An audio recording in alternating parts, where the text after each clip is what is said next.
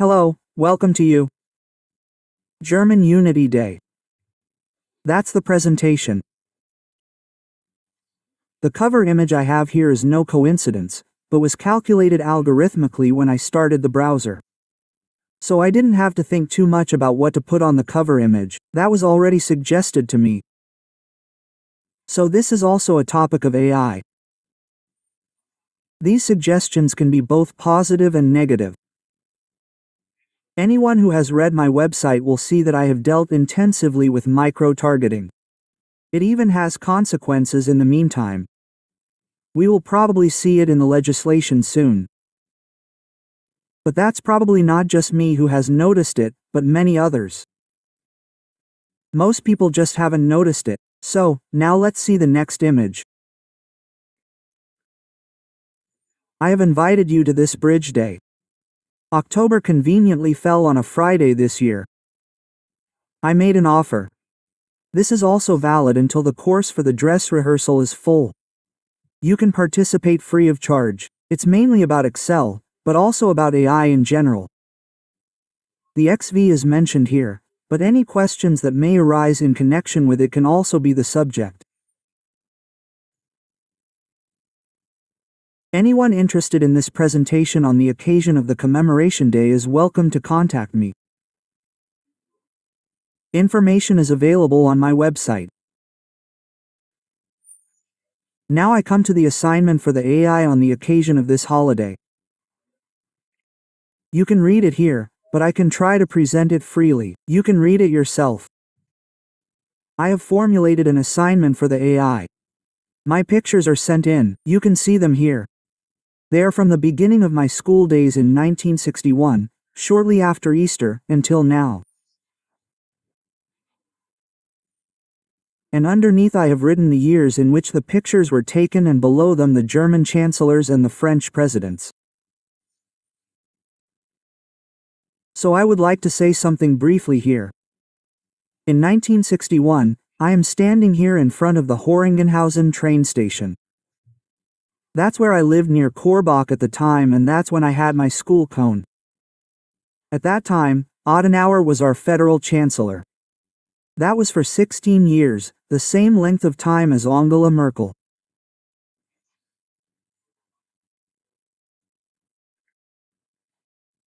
And Gaulle was the French president, and the two of them had concluded the Franco-German Friendship Treaty relatively shortly after the war, which hadn't been that long ago, 16 years ago from 1945, and I couldn't watch it on TV or the internet at the time, but my parents had the radio, and there were already newspapers, and we lived together, you could say, in the extended family with grandparents, and it was definitely a hot topic back then.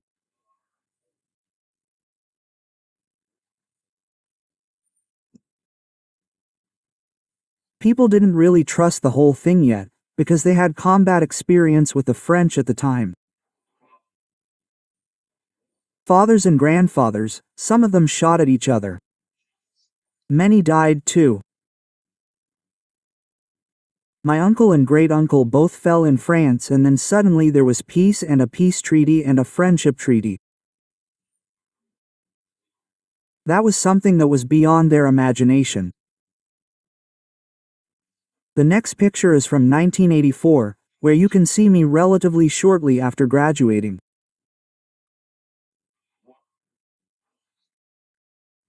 I turned 30 and was there when Steve Jobs, one of the Apple announcers, unveiled the Macintosh. I was there at one of the 4 locations. Ours was at the Kempinski Hotel in Grafenbruck near Frankfurt, where I was able to follow this inspiring speech by Steve Jobs, who I think was 28 at the time. I later saw him live in Hanover. At that time, Kohl was in his 2nd year as our federal chancellor.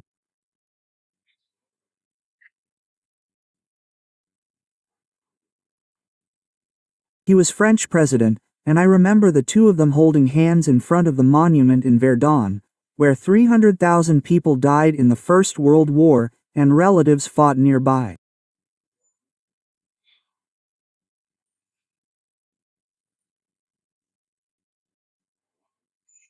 Some died in northern France, and that was a very moving image, even though it was ridiculed in many media outlets at the time.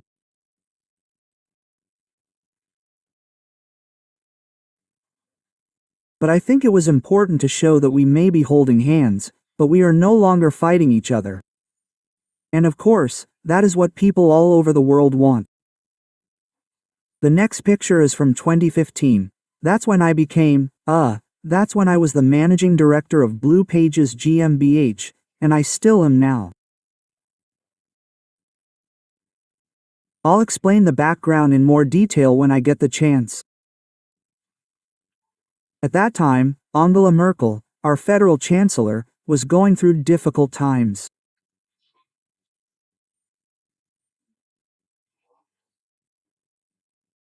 There was this enormous number of refugees via the Balkan route. They came to us and she said back then, we can do it, and we still remember today what kind of problems that brings with it.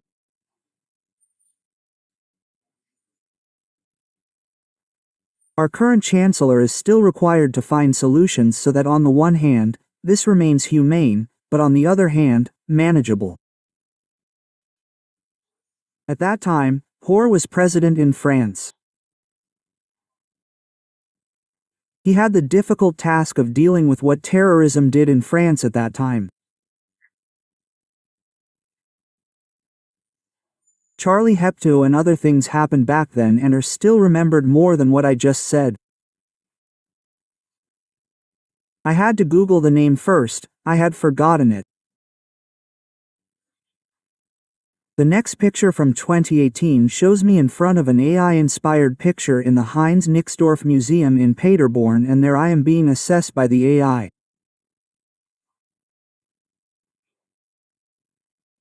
She also recognized whether I am happy that I am male and that it says 51 plus minus 13, if you judge the range, then that is actually correct.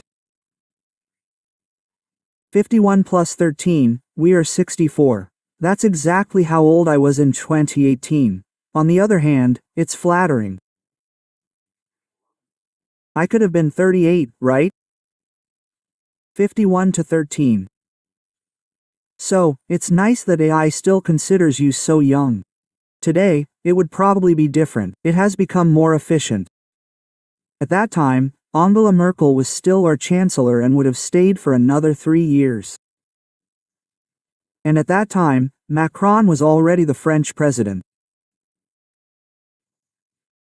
In 2025, you see me here on the right. Friedrich Merz is our chancellor and Emmanuel Macron is still the French president. Although the two of them are a bit different in age.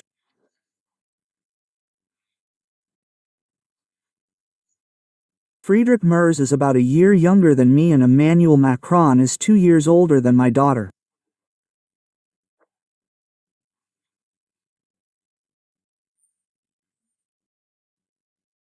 That means, if we analyze the speeches they gave on October 3rd, it is certainly the case that Macron provides more inspiration when it comes to the future and AI, while Friedrich Merz has focused on his work in the field of business cannot be completely ignored.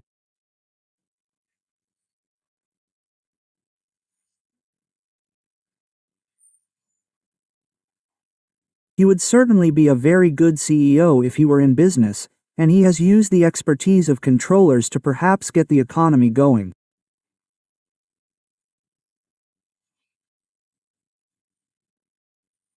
But looking back, Macron certainly provided more inspiration, as he delivered the speech freely and showed a lot of empathy and emotion. Something that is certainly not so easy for someone like Friedrich Merz, especially because of his age, but also perhaps because of the region where he comes from. I can relate to that a little. In terms of age, I am not that far away, and our birthplace is only 30 kilometers apart. And you know that people who grew up here in northern Hesse or in the Sauerland in North Rhine-Westphalia are on the same page. The circles are different from the French, who can be much more emotional. So, that's about this picture. Then I come to the fourth, right? It's the fourth of 6 pictures down there. On the left, we see the tanker that was seized by the French. Was probably started because of crowns. On the right, we see a picture that I processed as a screenshot at the beginning of the year, taken from the world, scandalized things. Yes, but that was probably also well thought out by Macron and his wife. I can't imagine that there is a falcon in a visible place like here on the plane door. Yes, as is suggested there. It says it hailed, right? If there was only one, then a grain of ice is not hail, but a grain of ice, and here a slap in the face is not a hail of slaps. But what the headline is, that's absolutely ridiculous. Sensationalist. To attract such attention. But that was, I think, fabricated. He's a clever fox, I think. And then, when I saw these pictures, I thought, well, what can you do if you let soldiers board ships here?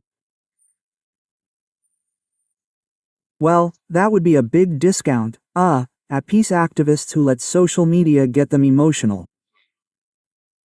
But you could also interpret that quite differently.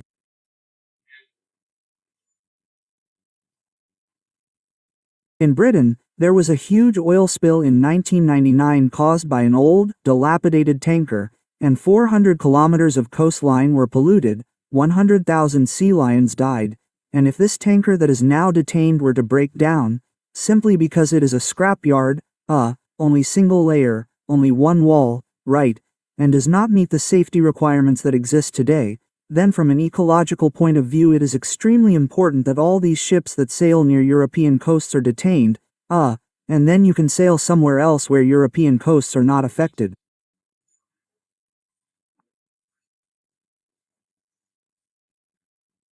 And from that perspective, Macron is of course an ideal curator of the interests of animals, seabirds or people who live from fishing or tourism.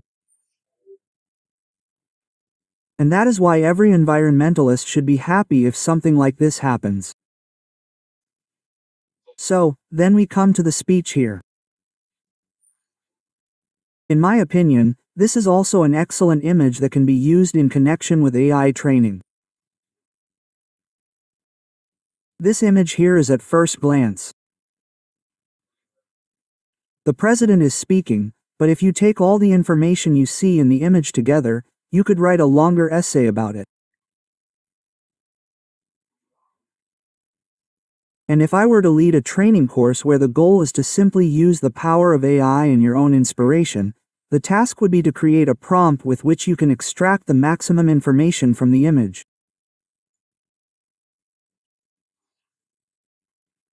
For example, about the language, right, French on the left, German subtitles here, then about the institution AP, right, which is involved here. But there is also a YouTube channel down there, and then there are several other things here, and then you can also see tabs up here that I have opened in the browser. So there is also a lot of information that I will not explain now.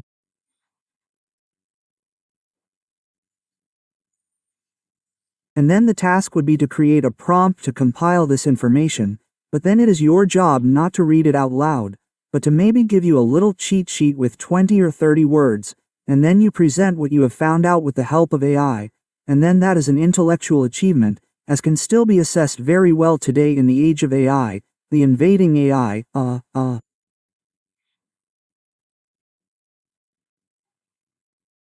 One person is only able to read it off or stutters something together. The other person manages to create an optimal bromide and then present the result optimally. And that would also be a task that you can try out in my dress rehearsal, for example. Maybe not here with the president, but with an image where an evaluation is being made in Excel in the background. So, that's it.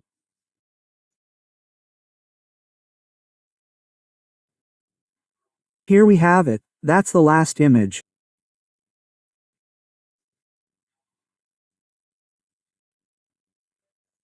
I just said that you should be inspired by AI and not just present what is returned as text or perhaps soon as language without criticism, but you should use it, reflect on it, and then you can present it as inspiration.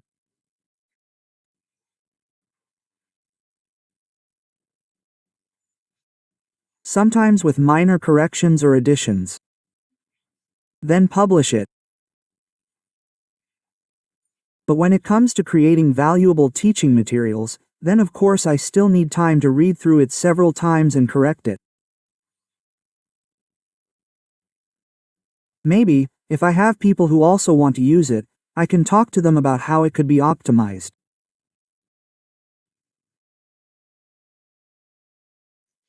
Yes, that's it. Something that comes to mind here. The lecture that was given, I asked the AI that was running in front of it what they would probably present.